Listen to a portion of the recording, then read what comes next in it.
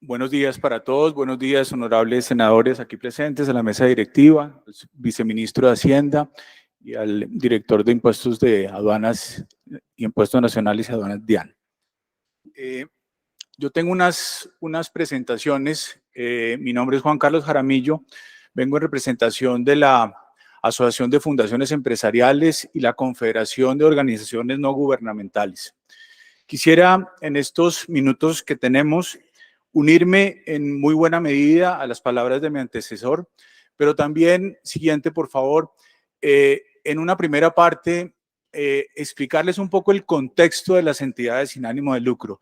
Ustedes pueden ver ahí en la diapositiva números de entidades sin ánimo de lucro, números y ejecutorias de las entidades sin ánimo de lucro. Ejecutorias en temas de salud, en temas de educación, en temas de cultura, en temas de tecnología.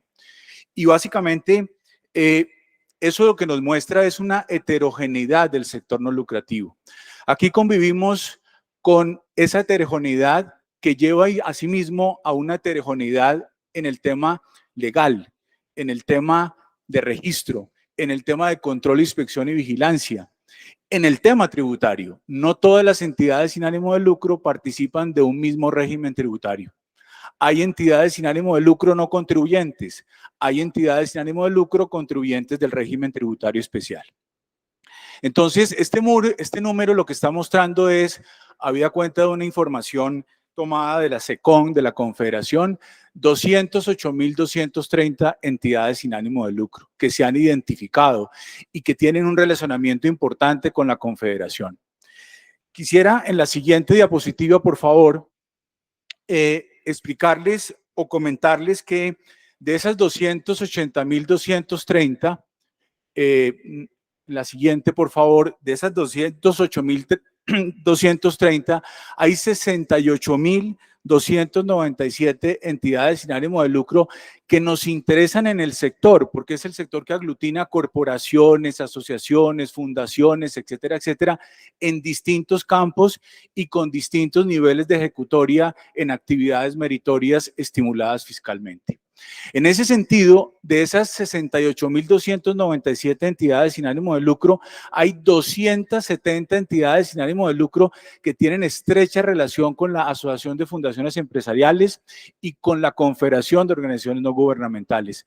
Son 270 entidades sin ánimo de lucro que han estado dispuestas, no obstante la avalancha normativa tributaria para el sector desde la Ley 1819 del 2016, que han estado dispuestas a rendir cuentas, que han estado dispuestas a mostrar visiblemente sus ejecutorias a través de la Confederación y a través de la Asociación de Fundaciones Empresariales. Y para ello quiero decirles, pasemos a la siguiente, por favor, que en ese sentido hay unos aportes importantes a estas instituciones que básicamente giran en torno a dos conceptos claves en el régimen tributario especial de las entidades sin ánimo de lucro: el interés general y el acceso a la comunidad. Hay que medir a las entidades en función del interés general y del acceso a la comunidad. ¿Y cómo más se miden si no hay una estadística de 10.400.000 personas, beneficiadas con las contribuciones, con las ejecutorias, con las donaciones que reciben las entidades sin ánimo de lucro? Generan más de 30.000 empleos. Hay 184 que trabajan en zonas rurales. Hay 247 que trabajan en zonas urbanas y todas alineadas, que es lo que muestra la diapositiva, con los objetivos globales de Naciones Unidas, que es una actividad meritoria que se definió en el nuevo marco legal de las entidades sin ánimo de lucro con ocasión de la Ley 1819 del 2016. Sigamos por favor a la siguiente. No es menos importante la ruralidad, el aporte rural que hacen estas organizaciones. Organizaciones que de alguna manera están beneficiando 5.922.000 de población atendida, de personas de población atendida, 132 en educación rural, 178 en desarrollo rural, 20.074 con un contrato laboral, 6.982 con un contrato de prestación de servicios. ¿Qué cosa más importante que un régimen tributario reconozca la ruralidad? Que no se quede en la organización de entidad sin ánimo de lucro de ciudad capital, no, que vayan a territorio, porque es que entidades sin ánimo de lucro no solamente hay en Bogotá, Cali, Medellín, Barranquilla, hay muchas entidades sin ánimo de lucro que trabajan socialmente en territorio. Sigamos en la siguiente, por favor. Esta diapositiva muestra un tema importante de lo que representan las donaciones frente a los ingresos recibidos. Un 25% de los ingresos de las fundaciones provienen de donaciones. Un 75% de ingresos provienen de las donaciones en el caso de fundaciones empresariales y otro porcentaje también del 24% en fundaciones familiares. Pero quizás son cifras que se muestran, pero que no distan de la realidad. Hay muchas entidades sin ánimo de lucro en Colombia que de lo único que viven es de donaciones. Y entonces, bajo esa perspectiva, por favor, el punto es, ¿qué nos representa todo esto? Pasemos a la siguiente diapositiva, por favor. Nosotros hemos identificado básicamente unos planteamientos fundamentales que nos ayudan a la proposición que hacemos. Primero, las entidades sin ánimo de lucro no son entidades con ánimo de pérdida. Por favor, si le damos unos segundos más para que concluya, por favor, Juan Carlos. Gracias. Y esos excedentes tienen que reinvertirse.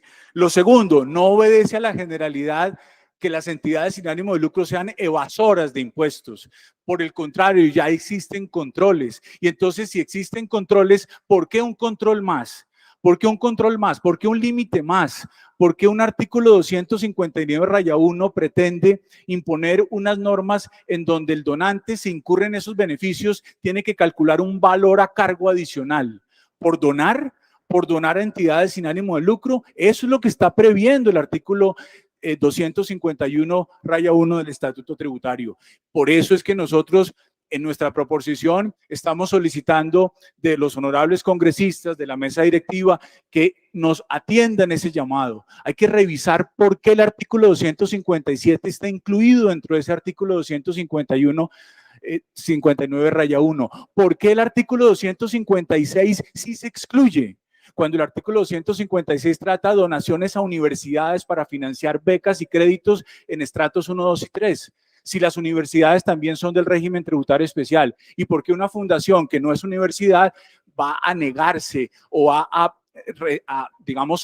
afectarse en la recepción de esa donación. Ahí hay un principio de equidad tributaria que no se cumple.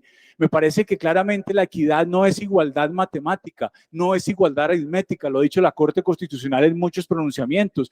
¿Por qué entonces esa discriminación sin, con todo el respeto, un tratamiento justificado de por qué unos beneficios entran dentro del límite y por qué otros no entran dentro del límite? Nosotros proponemos un parágrafo transitorio que está en la propuesta que radicaremos y solicitamos que se estudie de verdad con mucho cuidado y con mucha objetividad. Un parágrafo transitorio para revisar los controles. Es que controles ya existen, controles a las donaciones ya existen. Quizás lo que pasa es que hay que efectivizarlos. Bueno, tiene 15 segundos para cerrar la idea, pero por favor, porque todavía queda mucha gente y ya pasó el tiempo. Hemos encontrado 3 medidas fundamentales. Insinuación de donaciones, ¿por qué no incorporarlas al régimen como requisito de donaciones? Hemos encontrado una segunda medida, la posibilidad de que las donaciones sean objeto de acción rescisoria cuando el donante entrega los recursos y la entidad no hace lo que evidentemente debe hacer con las donaciones recibidas. Y una tercera, explorar la posibilidad, como pasa en Chile, como pasa en Perú, del registro tributario de las entidades donatarias que pueden ser receptoras de donaciones. Muchísimas gracias y disculpen la